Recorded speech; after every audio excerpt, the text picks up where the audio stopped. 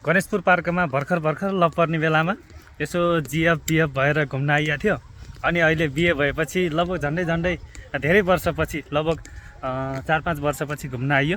अनि यति बेला चाहिँ आउँदाखेरि जति बेला हामी भर्खर लप पर्दा आएको थियौँ त्यो बेलाको भन्दा एकदमै रमाइलो वातावरण रहेछ। यहाँ धेरै कुराहरू यो पार्कमा श्रृङ्गार गरिएको रहेछ, धेरै कुराहरू राखिएको छ। अहिले चाहिँ यतातिर धेरै कुराहरूमा परिवर्तन देखियो।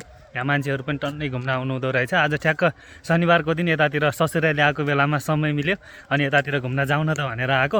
एकदमै राम्रो रहेछ ठाउँ चाहिँ। अरू अब पुरानो कुराको पनि याद आयो अनि अहिले नयाँ कुरा त छँदैछ, यो फेरि पछि याद आउनेछ।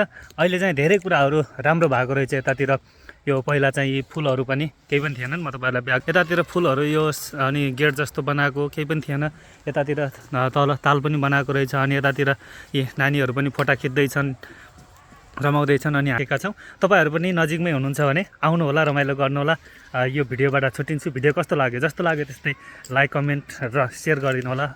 अहिलेलाई छुट्टिन्छौँ। हस्त नमस्कार।